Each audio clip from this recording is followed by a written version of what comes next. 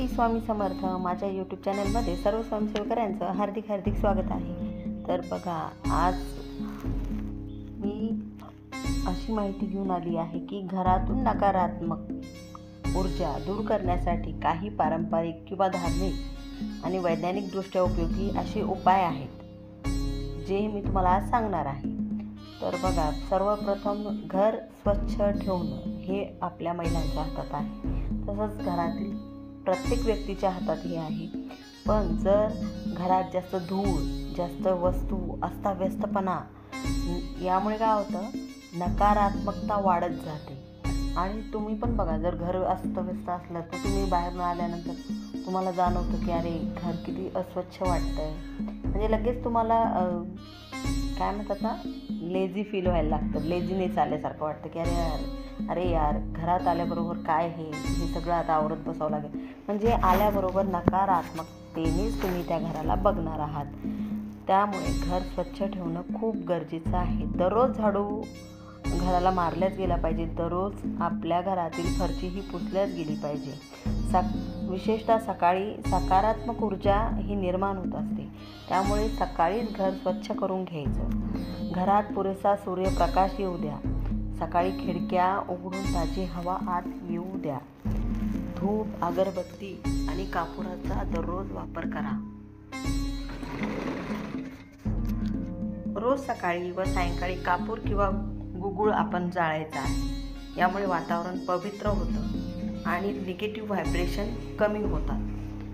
तुळशीचं रोप आपल्या घराशेजारी पाहिजे, म्हणजे घरासमोर पाहिजे. घरात तुळशीचं रोप ठेवा आणि रोज पूजा करा.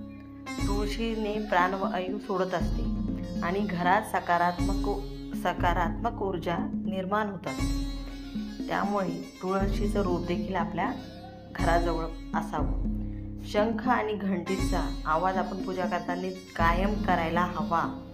शंख फुंकणे, घंटा वाजवणे यामुळे काय होतं, नकारात्मक ऊर्जा दूर करतं शंख आणि घंटी. शक्यतो एका वाटीत खडा मीठ घ्यायचं किंवा सैंधव मीठ भरून घ्यायचं. घराच्या कोपऱ्यात आपण ठेवून द्यायचं. आठवड्याभरानं ते बदलून टाकायचं. मीठ नकारात्मक ऊर्जा शोषत असतं असं मानलं जातं. त्यामुळे नकारात्मक ऊर्जा, आणि हा खूप साधा उपाय आहे. प्रत्येकाच्या घरात सैंधव मीठ, खडा मीठ असतं, तर ते घ्यायचं, एका वाटीत भरायचं आणि एका कोपऱ्यात, घराच्या कोपऱ्यात ठेवायचं. आणि ते मीठ परत आठवड्याभरानं बदलायचं आहे. त्यामुळे ही गोष्ट सहजपणे होणारी आहे. ती कोणीही करा. वास्तू शुद्धीसाठी आपल्याला मंत्र म्हणावं लागतात. महालक्ष्मी स्तोत्र असेल, हनुमान चालीसा असेल, दुर्गा सप्तशतीचे पाठ आहेत. यामुळे घरातील वातावरण हे सकारात्मक ऊर्जा वाढवायचं काम हे मंत्र, स्तोत्र, सप्तशतीचे पाठ, स्वामीचरित्र हे यांनी होत असतं. किंवा बघा, क्रिस्टलचे बॉल मिळतात, बांबू प्लांट असतात, विंड चाईम असतं. यापासून घरात शांतता आणि सकारात्मकता येते. तर क्रिस्टल बॉल असतील, बॅम्बूचा प्लांट असेल. जर तुम्हाला एखाद्या विशिष्ट प्रकारच्या नकारात्मकतेबद्दल, जसं की भांडण असेल, आर्थिक अडचण असेल, त्यासाठी आपण असे उपाय करायला हवेत. आणि त्याचबरोबर आपल्या दरवाजासमोर कधीही चपलांचा ढीग लावू नका. त्यामुळे नकारात्मकता आपण आपल्या घरातच त्याचं पोषण करतो आहे असं म्हणावं लागेल. तर हवे तेवढेच तुम्ही चपला वापरा. जास्त चपला घेऊ नये. असं म्हणतात की जास्त चपला नको घेऊ बाई, एखादी जोड एक्स्ट्रा राहू दे, पण एवढी पण नाही की त्याचं अतिप्रमाण होईल.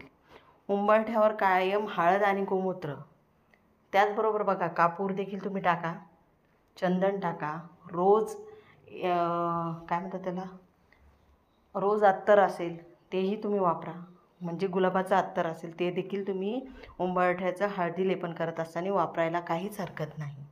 लक्ष्मी मातेला गुलाबाचं अत्तर खूप आवडतं, तर आपण ते आपल्या उंबरठ्यावर करायचं. कारण लक्ष्मीचं स्वागत आपण करण्यासाठीच उंबरठ्याचं लेपन करतो. नकारात्मकता दूर व्हावी, सकारात्मकता यावी, यासाठी आपण हे प्रयत्न करत असतो.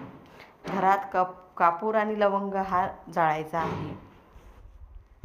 त्याचबरोबर टॉयलेटचा दरवाजा हा नेहमी बंद ठेवायचा. कारण टॉयलेटमध्ये कायम नकारात्मकता असते टॉयलेटजवळ. त्यामुळे टॉयलेटचा दरवाजा नेहमी बंद ठेवायचा. खिडक्या नेहमी उघड्या ठेवा. उंबरठ्याची पूजा ही नक्की करा. घरात नेहमी सकारात्मक गोष्टीच बोलल्या गेल्या पाहिजेत. घर नेहमी स्वच्छ ठेवा, म्हणजे मन प्रसन्न होईल. म्हणून घरातील नकारात्मक ऊर्जा बाहेर घालवायची असेल तर ह्या सांगितलेल्या सेवा तुम्ही नक्की करा. ज्या ज्या गोष्टी मी तुम्हाला सांगितल्या त्या गोष्टी तुम्ही करा. नक्की तुम्हाला त्याचा अनुभव येईल आणि तुम्हीच मला कमेंटद्वारे सांगाल की ताई खरंच तुम्ही जे सांगितलं त्या गोष्टी करत गेलो तर त्या गोष्टींमुळे आम्हाला खूप छान अनुभव मिळाला. त्यामुळे ह्या गोष्टी करायला तुम्हाला काहीच हरकत नाही.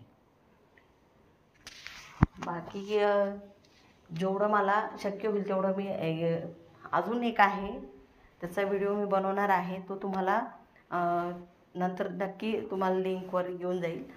पण आता जेवढं मी सांगितलं आहे तेवढं करा. बाकीची माहिती मी दुसऱ्या व्हिडिओमध्ये देणार आहे. तर व्हिडिओ आवडला असेल लाईक करा, शेअर करा, सबस्क्राईब करा. सर्वांना श्री स्वामी समर्थ. घर नेहमी स्वच्छ ठेवा. घरातील नकारात्मकता दूर करण्याचं काम हे आपल्या हातात आहे. घरामध्ये सकारात्मकता आणण्याचं काम देखील आपल्याच हातात आहे. तर बाकीची झालेली सेवा ही महाराजांच्या चरणी मी रुजू करते. सर्वांना श्री स्वामी समर्थ.